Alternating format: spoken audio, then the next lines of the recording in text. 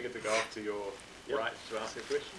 So let's get that one more time. Fine. Then... Welcome to Pirate vs. Cowboy. Today we're joined by our two lead actors, Jordan Rivers and Mahalia Sinclair-Parker. We're going to be talking about Reggie's case files. Perfect. Let's move on. I love it. A lot like his actual question first. So Reggie is a private detective who is somewhat removed from not even society, just kind of the world around him, and sees his life as a kind of ongoing noir style film or series. He just lives in that world regardless of what anyone else even tells him, or even if they try and snap him out of it. And he has these narrations that would normally be in aside, so you don't really have them just to the camera. But with Reggie, because he's the only one living in this noir world, he says them out loud, and the audience can hear, and everyone else that he's even talking to, and all the other people that he's investigating can hear him, and just need to wait for him to finish before he addresses them again. And he just, I don't know, I guess he thinks that no one else can hear it.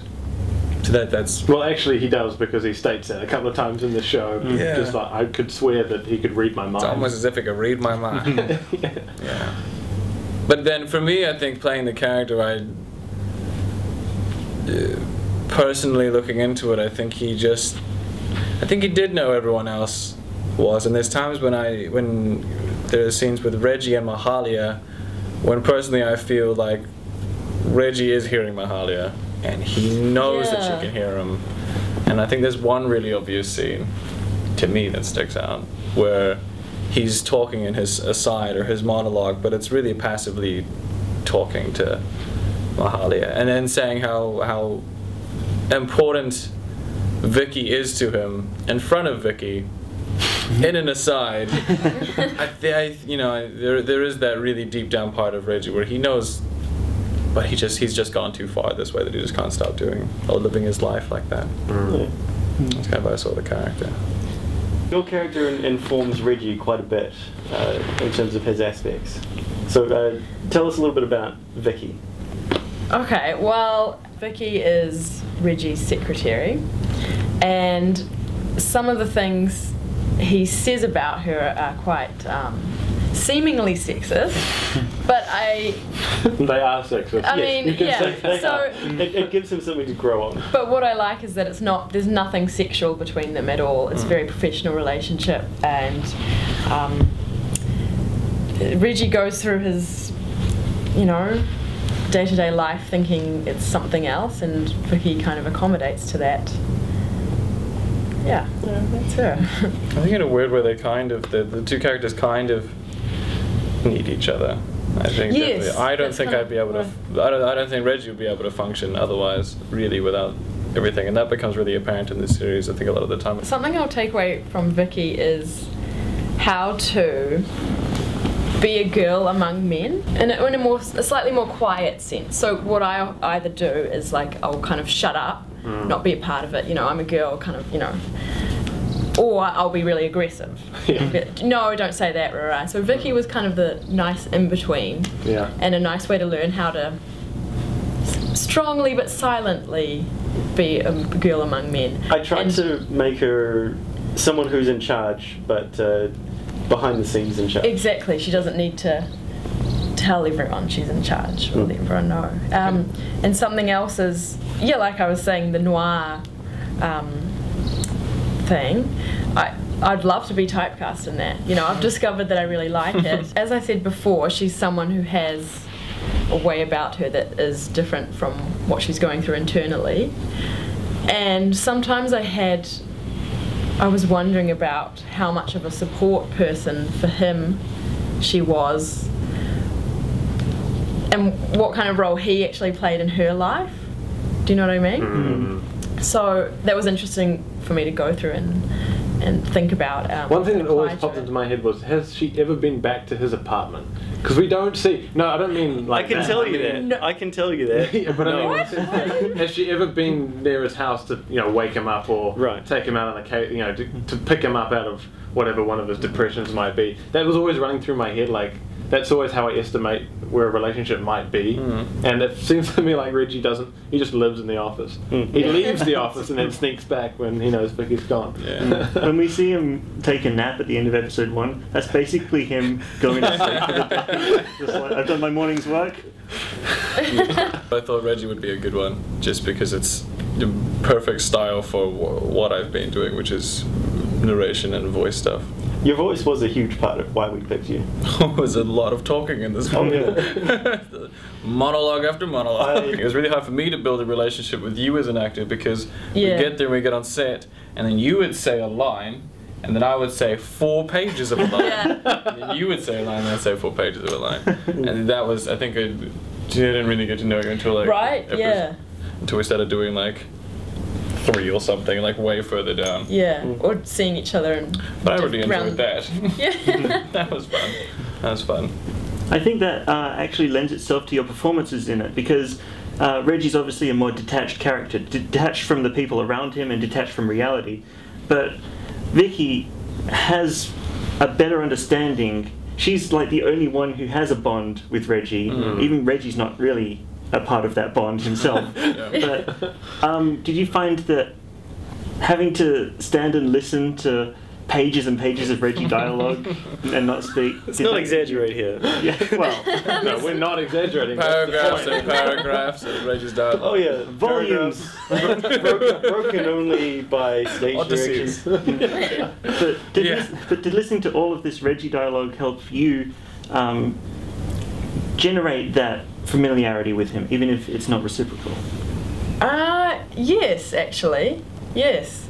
And that's something I quite like about film, is that obviously you have to do it in theatre as well, but the listening part of film, because it's very important to be listening and show that what someone's saying is affecting you, and that, yeah, you're right, it did. There is nothing worse than working with an actress or an actor who just switches off when the other person is talking. It's waiting for not their about turn. me anymore. I've already it's very important. apologised for That's my what I like about it. I liked working with the other actors because it kept things fresh, you know?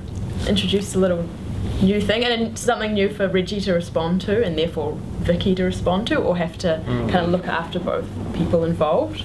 Yeah, I liked that bit a lot about Vicky, how she'd know how the other person was feeling, but be kind of trapped looking after him and kind of have to reassure the other person, so to speak. Picking in the middle. Yeah. I've gone through the footage quite a lot, and those are some of my favourite moments where Vicky steps up from Reggie's shadow and just leaves him to mumble off to the side. Because she'd obviously get sick of it. Let's talk about that scene actually in the interview room where you take the lead while he's sitting there mumbling about the I girl. love that scene. Yeah. That's You're just fun. rapping. Just because you were rapping. Yeah, I know. Who was the artist you were rapping? It's Eminem's feels so empty without me. Yeah, without me. Oh, Without me, yeah, and the whole it's just that little ditty that he's got about how Moby's old and doesn't need to do rap anymore. It doesn't need to do disco music anymore. So there's some trivia for you guys. Anytime when there's mumbling, it's just Jordan singing "Without Me" by Eminem. That's all that is. So how did you feel about that scene? Was it enjoyable to take the lead for the first time? It was. I feel like I played it in a way that was a bit cold though, and if I were to do it again I'd do it differently. Do you know what I mean? It was very early in the series. Yeah, I think there that's is why some I was... progression there. Yeah, because I feel like I understood it more reading it and I really liked it, but myself doing it didn't really come across the way I understood it as much. When we shot Tom Kiriyama, with that scene you guys got me to come back into the room and actually interview him as if I was Reggie from behind the camera. That was good. That was my first time where I actually got to be detective, and I had to question him, and that was someone. And then that was just. I like those bits, that hot seating between actors, where both actors have their characters. Now let's try and stay in character, but put the other guy off. Yeah. And then you just come up with really good stuff, and Tom came up with some good stuff, and we're not using any of it. I know, but it was so cool to actually be. That was a good point for me as an actor, to actually do some detecting, do some investigating. As that for me, that was just a good exercise. Reggie for a little while. And ask questions, because I had this situation because I'd read the we'd already filmed the episode that was being investigated and they were being questioned about. And so now, and he had it as well, and so I could just interview him about this situation and then build on it and build on it and build on it. That was a turning point, I think, for me as an actor playing Reggie. That brings up an interesting point, actually. As an actor, you work a lot more in film than you do on the stage. But you actually spend more time on the stage than you do in front of the camera. Yes. I do, actually. Yeah. But I think I'm more suited to film. Yes, you are. Than the stage, yeah. But tell us a little bit about those differences. Oh, okay. Well, so in film, something I really enjoy about it is the subtlety you get to play. Quite often in theatre, people are saying to me, speak up, you know. That's the exact same with me. That's why I was like, I'm just going to do film. Because I had this, I was on stage one time and they were like, you just need to, my director was like, you need to be bigger. I know it doesn't feel natural, but you need to be bigger. And I was like, why would I want to not body, feel you natural? need to kind of exaggerate it. Not exaggerate, but... And I always interpret being told to speak up as you're stupid more clearly. That's my where I'm uncomfortable. Well, yeah, in acting, I suppose when someone tells you to speak up, it's as if you're doing bad, but it's not. It's just you're just naturally more subtle, and that's what I like about film is you get to, and also with listening and everything's there, so I get to really internalize things rather than externalize, and that's really enjoyable, especially being Vicky, who was very internal as a character. So, yeah, I like that kind of character. I had this stage director one time that was like, look, Jordan, you just need to be bigger. I mean, that kind of stuff, that's fine for screen acting, because the camera's right here, but now the audience is at the back of the room, and I was like, you're right. I should do screen acting. I quit. And so you walked out at that moment? Yeah, because I prefer to focus on those little subtleties. And little, changing the direction of your eyes means more on screen, and just like slightly squinting a little bit means something, And also, I'll just quickly say there's another difference, continuity with stage. You get to play out the whole story as it is, and there's an arc, and you go through that arc each time. That's something that on film isn't there, which sometimes is kind of sad to miss, but in other ways, because you get to revisit things in film, you get to build on something you already understand but need to portray. Sometimes it's really, because film's so non-linear, if you get to film one of the end scenes before you get to film one of the beginning scenes, it gives you something for the beginning scene that you're about to shoot, because it's like, well, I know where this finishes. In fact, I've literally been where this finishes. I need to change how I begin now. I need to change how I say this line because it'll make more sense then. I like screen. We actually cast Mahalia like 2 months before we cast Reggie. We did. Were you in the first round of auditions that we did? I think so. Yes. Yes, and you were saying, we're just finding a Reggie. We'll be filming it soon. We picked you pretty much on that day for Vicky. Yes. I liked that audition. That was another thing that drew me to the part as well, because it was about having to kind of feigning something, but actually looking at someone and going, I know all about you, kind of thing. That kind of. What did you audition with? What was your bit? It was something that Jonathan had written. Oh, okay. And I read a bit of Reggie's monologue, and it was as well. Yes, you were wonderful in that audition. We picked you immediately. For Reggie. And then we convinced. Then Jesse and I had to convince Alex that we needed someone of a different sex to play Reggie. I would have been a great Reggie. I know. Come back for season 2. From Canada. Physically, both the leads look like they could exist in the period we were trying to portray. This is not the 1920s or the 30s that the show is set in, but in Reggie's mind it is.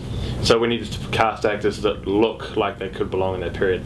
And we were really lucky with these two, because anybody else, I don't think it would have been as convincing. Oh, absolutely. Yeah, I mean, as soon as we auditioned each of you, in my mind it was set. It's like, Jordan is Reggie, and Mahalia is Vicky. Yeah, who cares if they're not good actors? We'll work around that. Well, they look right, so that helped. So, Jesse, was the look of each two particularly important for you as a cinematographer? Oh yeah, I mean, you get a lot of amateur productions and indie productions where they have kids playing characters that are supposed to be adults, and it's so obvious and it's hard to take it seriously. But with you two, you brought gravitas to each of your roles, and it's just lent so much respectability to our production. Interesting, considering you're one of the youngest people we auditioned. Yeah, I remember a message being like, we're going to cast you. You need to somehow make yourself look older, or like think about the way you walk or move and just be slightly older, more mature. How old are you? Yeah, I'm 22. Oh, that's not that young. I'm 23. But we were looking to cast old. someone. Like close to 40. Yeah, we were looking to cast a Oh. middle-aged man. Oh, okay, yeah. I suppose that makes sense for that character. Yeah. Yeah.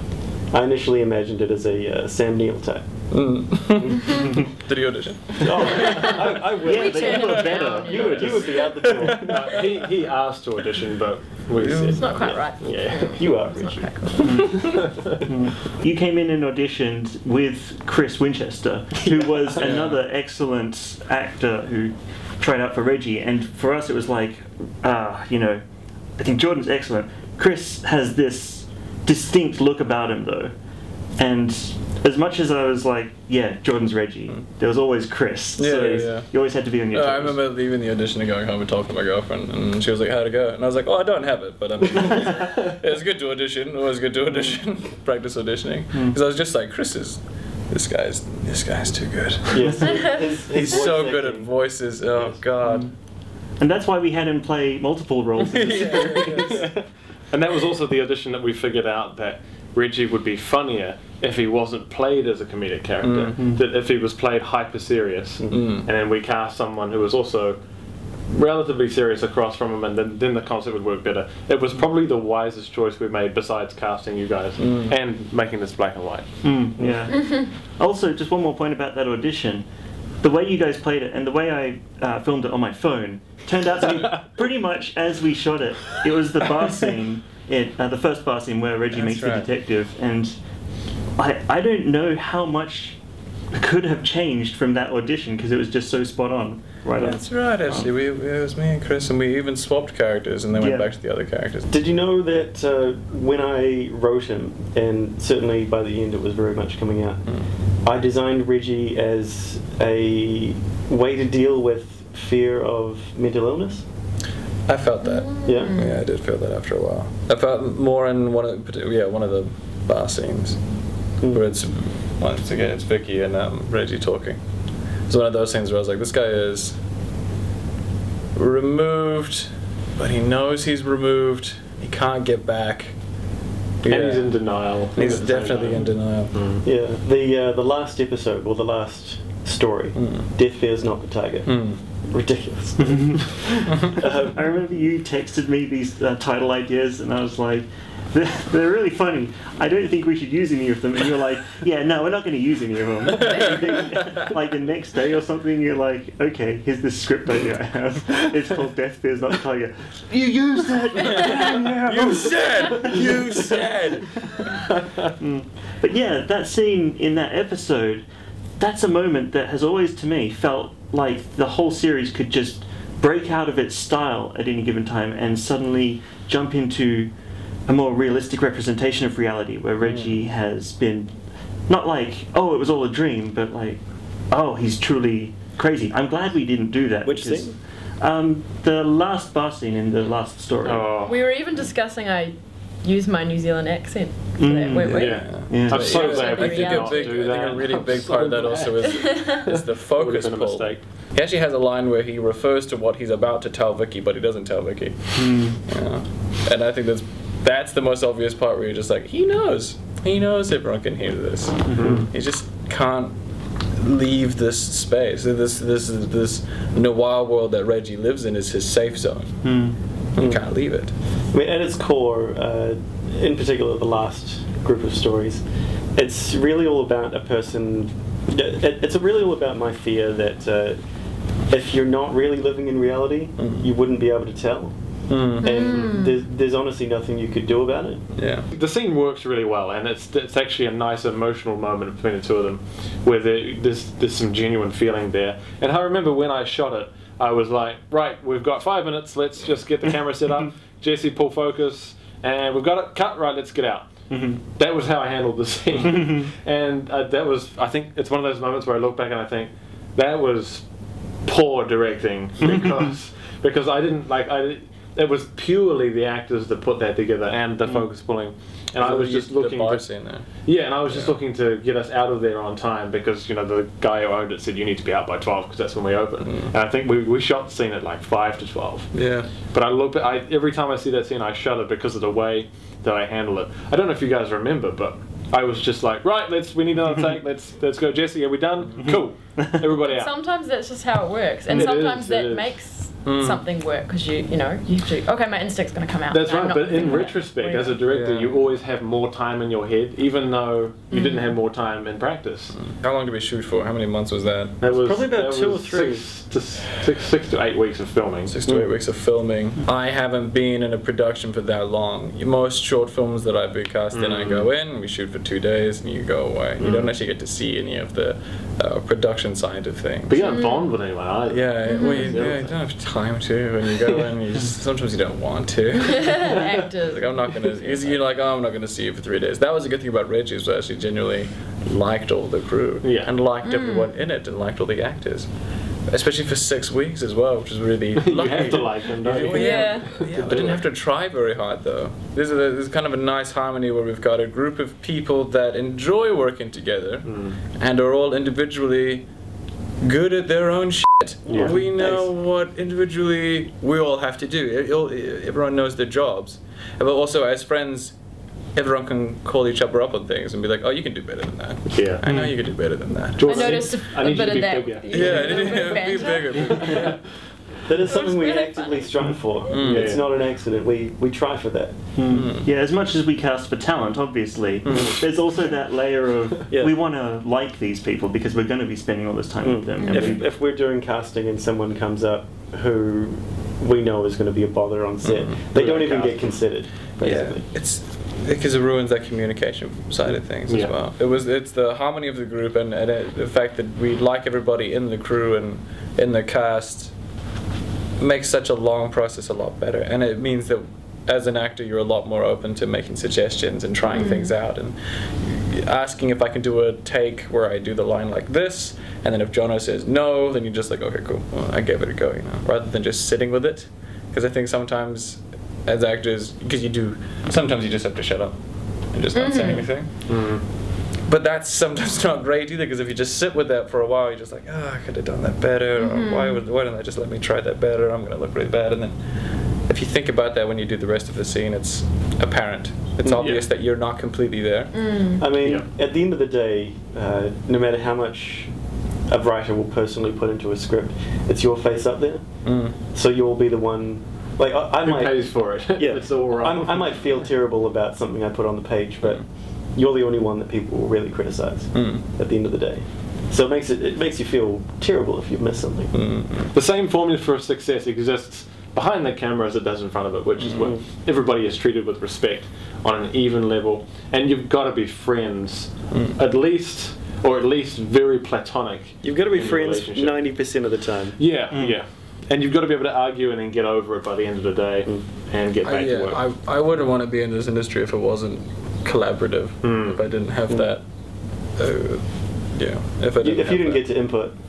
Yeah, but what I like is being able to throw my idea out there and have somebody with more experience to be like, that's cool, let's build on it by doing this, because I've got experience in this, and someone else being like, yeah, I did this thing one time and that didn't work, so let's do this. And then just building this kind of layer cake creation out of all your past experiences. It's much stronger as a group. I felt like the crew were more involved on a day-to-day level. Obviously, you're even working closer with them. And what I liked about it that's different to theatre is that the crew, in this case at least, wasn't just bossing you around. And I wasn't a mule like an actor, like, act, okay, stand in front of the light, yep, that's my part done, that's your part done. It was a process we all shared equally, I feel. Using locations is really nice as well. I don't think a lot of actors probably get angry at me for saying that, but I think it's nice to actually be in a location as opposed to imagining that since the lighting is now blue, it's nighttime and I'm outside my girlfriend's house. Lighting red. Oops, I'm angry and I'm in my dream. I hate that. I'm angry. I hate that. Sometimes it's... No, I hate it. I really don't like it. Well, it depends on the design, though. Yeah, Sometimes it can be. Yeah, depending on the design, I guess. The three of us have discussed how lucky we were with some of the sets. Oh, yeah. And also some of the Art Deco architecture around Wellington, which is still preserved. And I know that when I stepped in, particularly into Reggie's office, when I stepped into that room, it was a lot easier for me to direct because I felt like I was already there. And I wanted to know what you guys thought of how it was working on sets that seemed like they could have been from 20s and 30s. That office was my favorite set. Yes, I wanted that as my house. Or apartment. Yeah, that would have been awesome. Yeah, and it definitely helps feeling like you're in a similar environment. I got really Visually. comfortable with Reggie, I think, when we started doing the office stuff. Because we shot all the office stuff kind of in the same block, and we did all the outside stuff in a different... What was the first thing we shot, though? Oh, the meeting room that we talked about. Yeah, I definitely felt more comfortable in the office, perhaps because of what you're saying. Yeah. What sold it was the Venetian blinds. Yeah. Because that was like, damn, those look like... It looks like Bogart could stand in front of those and he'd be totally at home. In a strange move for a noir series, we didn't get a bunch of lights to light it dramatically, expressionistically. We were just using natural light and practical lights all of the time, so it was tricky to convey this sense of this classical noir style. But the locations that we had just sold it perfectly. I go through the footage and I think, if only we had lit this more like a noir, but then I see the Venetian blinds and it's like, everyone knows this is noir. Venetian blinds, it's noir. I just want to shoot everything in black and white now. Yeah. I've seen some stills, and I've seen we're doing ADR, doing some voiceovers for everything. It just looks so smooth. Everything's really nice in black and white. You can get over so many things in black and white. There are a lot of shots in it that Jesse and I have discussed, particularly the meeting room, that don't look visually spectacular, purely because we were restricted by the location that we had. And you put it in black and white and people just miss it completely. It's like, yes, it's perfect. Yeah, true. It's actually visually different enough from anything that I've seen now that I'm a lot more comfortable watching this than I am watching a lot of other short films and things that I've done.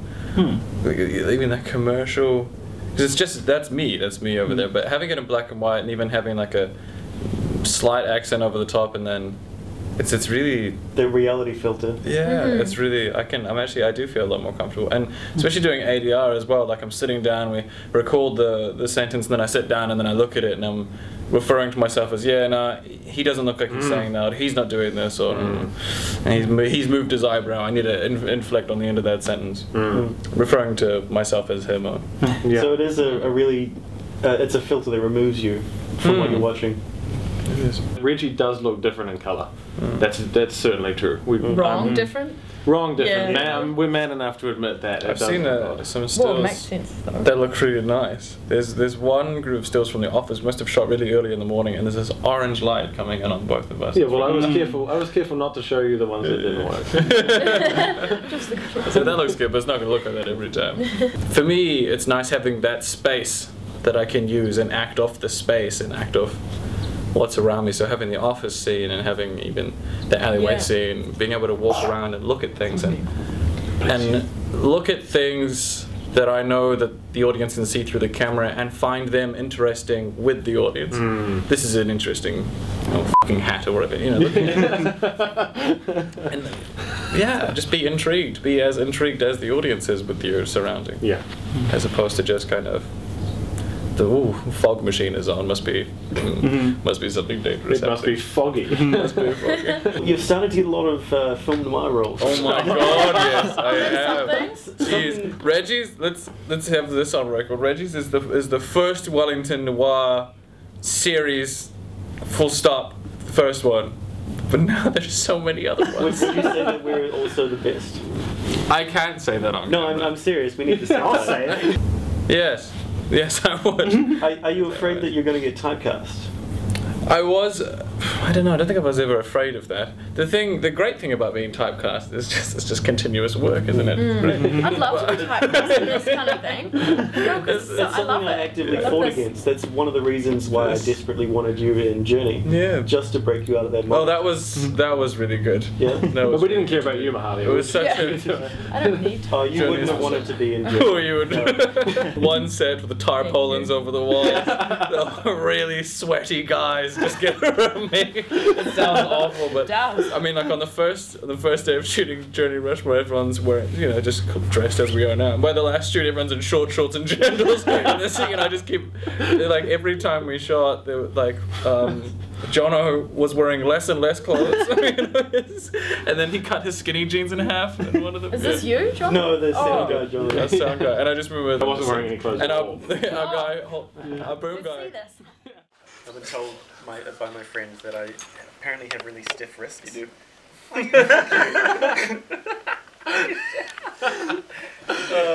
I don't move like this. Oh my gosh, that's true. Oh, come on, guys. This is our job. My So job I- is to watch what people do. Yeah. So I have to Jonathan turn around. touches his chin. You know, to me, you look like an amputee. Like, they're not real. They're just like connected to your. These hands, Your are stumps. magic. I'll have you know. It's what you do. Jonathan touches his chin when he's thinking. And I just my hands Or are his straight. fingers on his Oh, wrist. it's And true. do this. Yeah. Lex builds things when he's elaborating. No, I He is speak a in writer. circles. Oh I no, speak in that's right. circles. Jesse builds things. He goes like Yeah. this. But Jesse's And I- wrists I- are like they're not I attached. talk like to this. anything. That's what we do. Yeah, I capture the essence of a word. Maybe we should. And Mahalia does the gymnastics thing with the leg, and you do the thing Ah. where you shift your torso around. This is going to be the most self-conscious wrap-up we ever do. We're all just gonna That- be now doing we're this just film. like trying to change our Come on. body language from the film. We're gonna cut to this next shot, and all the actors are gonna be like this. Yeah. Well, thanks for joining us, guys. And make sure you all stick around to PVC Productions for Reggie's Case Files.